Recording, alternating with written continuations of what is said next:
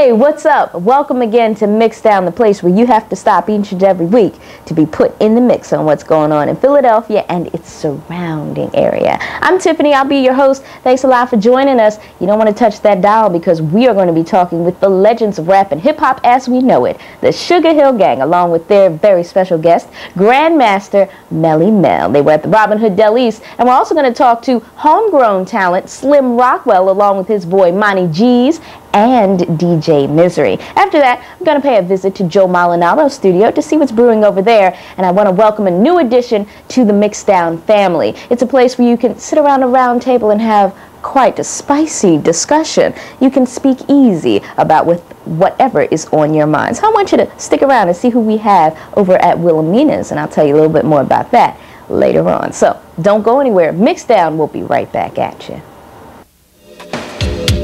As life goes on, you learn to hold on. Slow down, come on, hey, Sugar Hill Gang, does it go down, baby, dog, and all you gay, oh, scream it out, say go, shake it, but don't break it, cause I know we can make it, and then you're ready to party and you trust the king, somebody say Sugar Hill, Sugar Hill. Look at your worries, take the chill. You know, You guys have been around like since the onset. You know, just talk to me for a minute about how you feel about the changes in hip hop since you guys first came out. Well, you know, back in 1979, that's when we started. You know, and when Rappers Like first came out, it was all about a party, having a good time, and you know, the rap changed. You know, the rap music changed over the years. You know, to me, really, since 1983.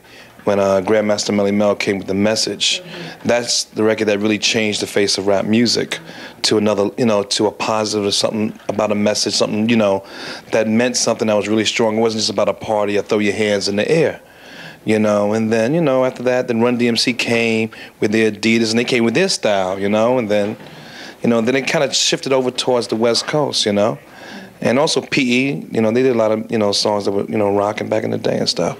So then, rap things just changed over and over again, So it's cool. So how did y'all feel about, like, you guys were out, everything was hot, and then you saw it change? I mean, how did you personally feel about that change? Were you ready to move with it or what? We changed up our style a little bit, but we're never followers of trends. We try to start them.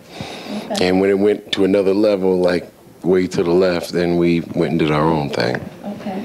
That's what's up. So talk to me about it as far as like rap in terms of mainstream movies and like for a while there was the whole, focusing on movies and rap, and then now we have a whole nother thing going on. How do you feel about that? No, rap has done a total 360 now. It's going from the beginning and when we started it to gangster, and now it's back into the fun thing. People don't want to hear the violence too much anymore, which has opened up the door for all the groups who originally started it. I mean, Houdini, us, Run DMC, Heavy D. I mean, the market is open. Queen Latifah, the market is really open. Speaking of movies, ironically enough, we're on the Dr. Dolittle soundtrack. So This went platinum. Right. Okay. Because we're on it, that's why. That is definitely what's up. No, it's a dope lineup. I'm joking, but there's a whole lot of fly people on that album. Right now, and it's Genuine, it's Timberland. Right. So it's all good. Right. So in other words, what we're trying to say in an indirect way is, aren't y'all going to buy that album? That was a plug, known as a plug. All right, so just talk to me about that. How do you feel as far as like, Americans' taste changed like the wind. 1 minute it's like, hey, it's all about y'all, and the next minute it's like, where they at? So I mean, like in rap music, I've like a lot of artists have like a 2 or 3 year span, and then it becomes the next artist that comes out there. With Sugar Hill Gang, we've been out here for 20 years, so I mean the stability's there. We're the foundation. Without the root, there can't be a flower. And people don't realize that. They got to see for real. That's what it's about. We got a new album coming out right now. It's dedication to rock and roll. Plus, it's got the greatest hits from Grandmaster Melly Mel and Sugar Hill Gang. It's going to be a double pocket set, and it's all good. We're touring. We're doing a lot of rock shows as well as a lot of R&B shows. So I mean, the crowd's mixed, and it's great. Everybody's having a good time. And with everybody sampling our stuff, you know, with Puffy doing Can't Nobody Hold Me Down, and, you know, Dr. Dre, Keep Your Heads Ringing, and the list goes on and on. All the rappers are going back to the Sugar Hill catalog and using the Sugar Hill stuff. So, like, even though you might not have heard us being there, we're there anyway. The sound is all there. Nothing's new, it's been sampled. It's just, that's what my man Sinbad said on, you know, HBO. It's nothing new, it's been sampled. You just did him too. Yeah. The HBO special in Aruba with Sinbad. All right. Turned it out. I know y'all did. Now I saw you guys on Vibe that once. I saw you guys on Vibe that one time with Busta Rhymes and with the woo-ha.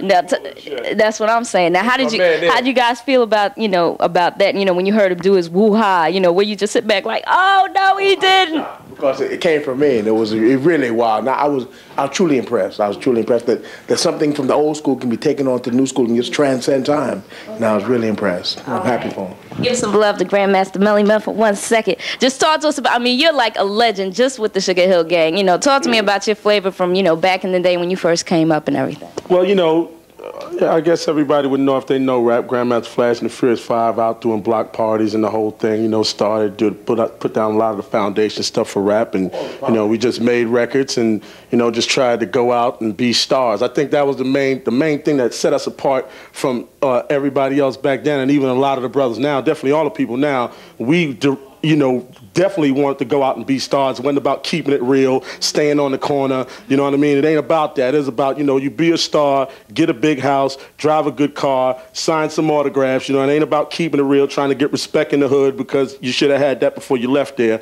So, you know, and even right today, I'm trying to be a star. I ain't got no time to keep it real. I'm 37 years old. I got 7 kids, and it's showtime at the Apollo. You know what I mean? I'll buy everybody drinks when I get back to the neighborhood, but I'm too busy trying to be a star right now. You know what I mean? So it's all good.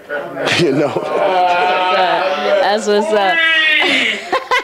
All right now, y'all. Real, you know? That's keeping it real, you know? Now, just in part of word,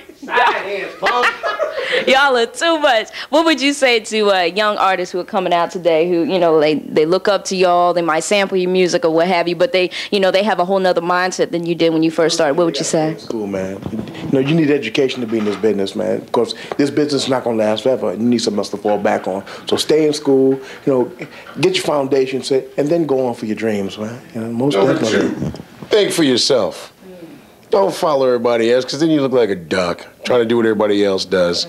You know, things change from a month to month in rap music. Put out something that you're convicted on. And, you know, keep it clean. You know, I mean, every record doesn't have to be a total positive record or whatever. You know, like a lot of people coming from the ghetto and they say, well, this is what they know about. And I understand that, but don't show the violence with guns where kids can see that and they glorify on that. I don't believe in that, you know.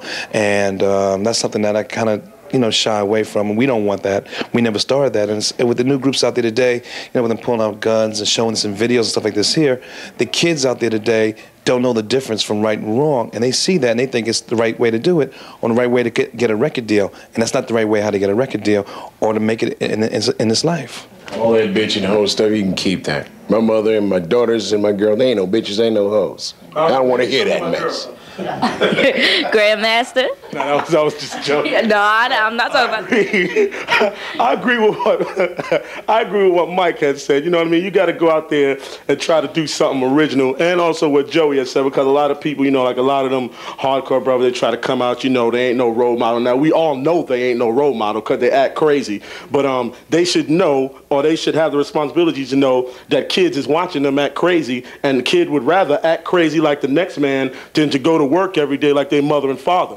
You know what I mean? So, I mean, it ain't about being no role model, and of course everything starts at home, but everybody know, don't nobody listen to their mother and father. I mean, if it did, the world would be a perfect place. So these brothers should have enough responsibility in their music to let kids know what's reality and just what is just them making records and trying to make a buck, you know? So it's all good. That's what's up. You heard it from the mouth of legends here, Mixdown, Sugar Hill Gang, and Grandmaster Melly Mel.